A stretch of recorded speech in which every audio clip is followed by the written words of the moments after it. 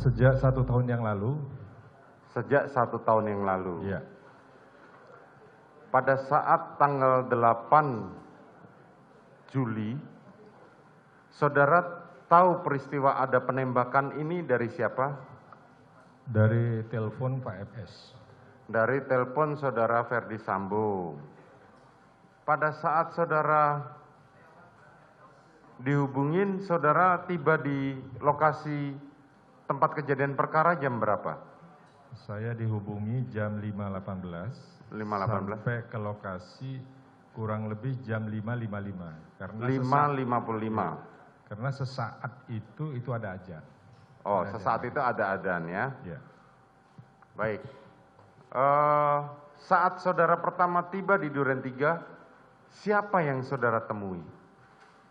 Saya tiba di Duren 3, itu ketemu Pak FS di Carport. Di Carport, oke. Silakan cerita. Saya ketemu Pak FS di Carport. Selanjutnya beliau menghampiri saya. Bang, ini ada kejadian tembak-menembak anggota. Di dalamnya ada korban. Oke. Selanjutnya sambil berjalan. Waktu itu saya sama Pak Susanto. Kemudian? Bersamaan dengan itu juga ada yang keluar sambil nelpon. Ternyata itu setelah beberapa waktu beliau adalah Kasat Reskrim Polres Jakarta Selatan. Berpapasan ya? Berpapasan. Ya. Berpapasan. Kemudian saudara masuk ke dalam? Saya masuk ke dalam.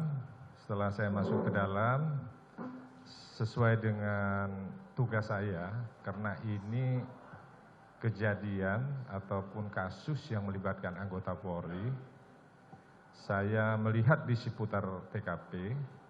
Di TKP itu yang saya lihat ada seorang mayat, di depan gudang ada jenazah telungkup dengan tangan di sebelah kiri, di atasnya ada senjata api, dan beberapa saya lihat ada sisa selongsong ya yang bertebaran. Namun beberapa saat setelah itu datanglah unit dari olah TKP dari Polres Jakarta Selatan. Jadi kami datang itu kurang lebih selisih antara 3 sampai 5 menit. 3 sampai 4 menit tidak lama kemudian datanglah dari Polres Jakarta Selatan. Polres Jakarta Selatan. Ya. Kemudian mereka melakukan olah TKP. Selanjutnya saya tanya, ini dari mana? Dari Polres Jakarta Selatan. Selanjutnya saya sampaikan waktu itu kepada Samuel yang ada itu, berikut beberapa anggota, silakan kalian melaksanakan olah TKP. Oke. Ya, selanjutnya silakan ini dipasang polis lain. Selanjutnya Polres Jakarta Selatan itu melaksanakan olah TKP.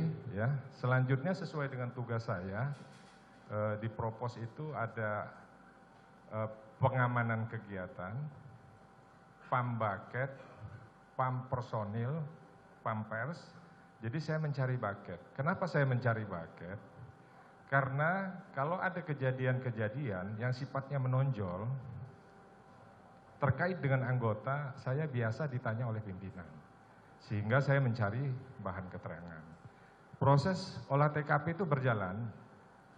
Setelah saya lihat, loh ini senjatanya kok satu. Yang satunya mana?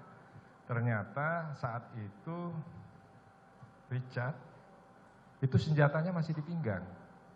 Masih di pinggang, ada Pak Santo juga. Richard ini menyerahkan senjatanya. Cat, itu senjata masih di pinggang, diserahkan di atas meja, ya, diperiksa oleh Pak Santo, kartu senjata api, ya. Selanjutnya juga kalau nggak salah ada KTP saat itu. Selanjutnya sama Pak Santo itu dihitung kalau nggak salah masalah peluru dan lain-lain di situ. Bentar. Ya. Saat saudara masuk tidak lama kemudian kan tadi saudara jelaskan bahwa anggota dari Satreskrim Jakarta Selatan datang. Ya. Saudara melihat ada terdakwa Eliezer di situ, Richard? Ya ada. Saudara melihat ada terdakwa Ricky? Ada. Saudara melihat ada terdakwa Kuat di situ? Ada. Ada. Mereka sedang apa pada saat itu? Jadi yang pertama yang saya tangani ini Richard. Richard. Ya, Richard saat dia menyerahkan senjata itu, saya tanya, ini ada kejadian apa? Ya kan? Beliau bercerita lah waktu itu, saya sedang di atas bersama Kuat. Selanjutnya saya tanya lagi, ada Kuat, kalau nanti Kuat berikutnya. Saya di atas bersama Kuat. Selanjutnya mendengar suara. Itu penjelasan siapa? Richard. Richard. Ya. Ada suara teriakan, saya turun. Ada saudara Joshua di depan kamar.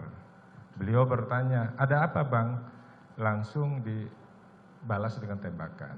Sehingga terjadi tembak-menembak yang mengakibatkan almarhum Joshua meninggal dunia. Itu yang saya lakukan kepada Richard. Selanjutnya saya Kuat waktu itu ada di Carport. Bukan di Carport, di dapur di samping.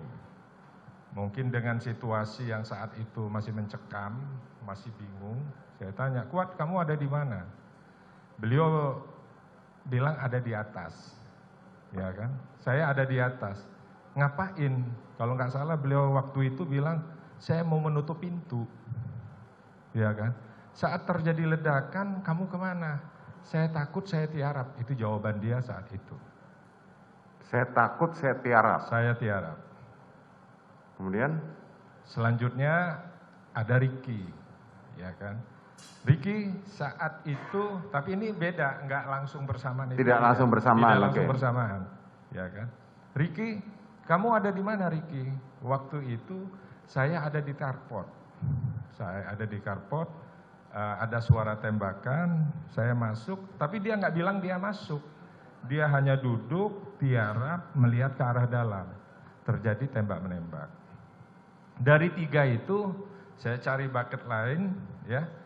Ternyata ada Ibu PC katanya di saat kejadian.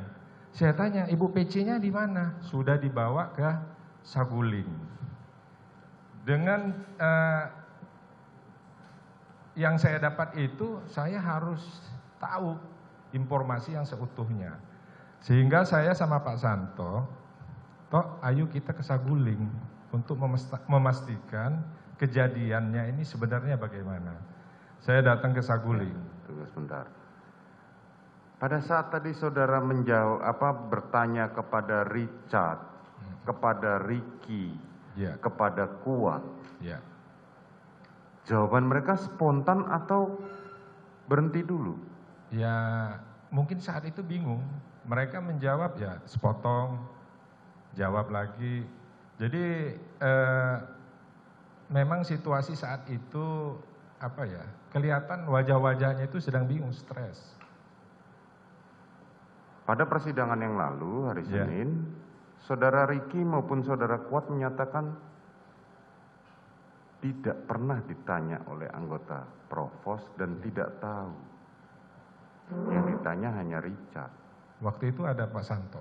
Kalau nggak salah itu ada Kasat Reskrim juga di situ. Artinya pada waktu saudara kan bertanya langsung ya kepada saudara. Iya.